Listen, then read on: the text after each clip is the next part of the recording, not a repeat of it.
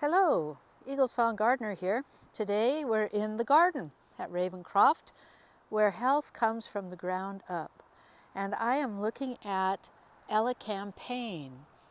These are shoots from cuttings of the root that we put in last fall when we were making Elecampane tincture and elixir.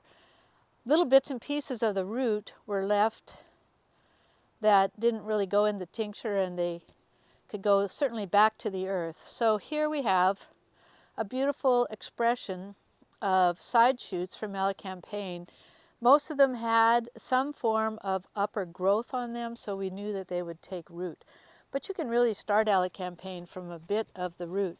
So now we're going to take a little walk over to show you the Elecampane that's in the garden. This is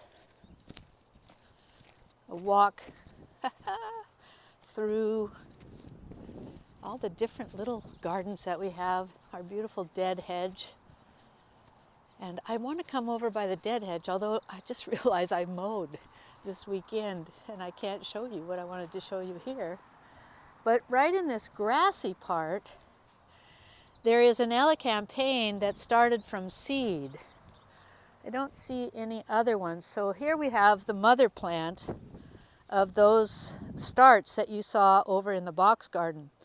So these are planted in a yew hedge, so you get an idea here what the context for this.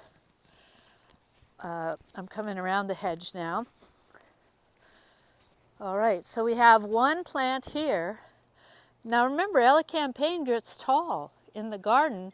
Elecampane is 6 to 7 feet, maybe even taller. So you can see that these plants are not growing into her space. She holds her space very well. And we've got the other hedgerow. You've got another Elecampane here. Now this one hasn't been lifted or divided for several years. These have been in now for, oh gosh, these have been in probably 10 years now, and they're definitely needing to be lifted and divided. They are taking up the entire space. And so there's a couple more over here. Here's one that I know this one here has started by seed. And so we did not put this one here. There used to be a mother plant in this space, but we lifted it. This was a seed that actually made its way through a very dense ground cover. This is one of the things I'm looking for here at RavenCroft, is what kind of plants can actually self-sow in what I would call fairly rugged terrain. Not that it's such a difficult ground, but the ability to grow through a huge undercover like this. And this right next to it is Primula veris, the beautiful wild primrose.